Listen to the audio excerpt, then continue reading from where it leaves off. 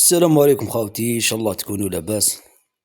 العميل لطفي غرس، هذا التونسي عميل المخزن المراكي، قال لك دينا الصحراء الغربية.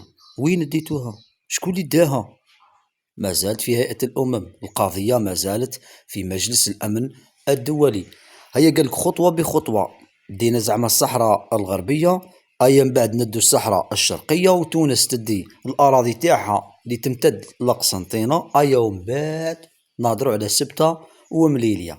عميل ما تسواش، وبعد الشرف تاعك بزوج دورو للمخزن المراكي.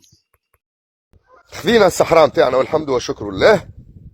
بعد 50 عام ما زالت الصحراء الشرقية ناخذوها.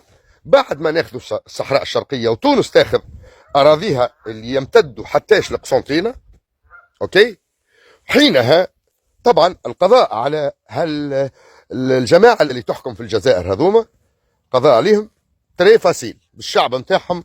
الشعب الجزائري هو اللي باش يقضي عليهم. راك تهدر على المؤسسة العسكرية هكذا، راك تهدر على المؤسسة العسكرية. احنا كجزائريين رانا مع المؤسسة العسكرية، ورانا مع الجيش الوطني الشعبي. خاوتي العزاز، ماذا بكم في التعاليق اكتبوا تحية الجيش الوطني الشعبي ردا على هذا العميل. حينها ستتجه كل أنظار أفراد الإمبراطورية المغربية إلى سبتة ومليلة. قولوا قالها لطفي غرس. كونوا رجال وحروا سبتة ومليليا، ومن بعد روحوا للحدود. مرحبا بكم، روحوا تديو طريحة وتروحوا. ونزيد لك حاجة، كي تحرروا رواحكم من الذل اللي راكم عايشين فيه في مملكة مراكش، من بعد هضر على الجزائر، فهمت؟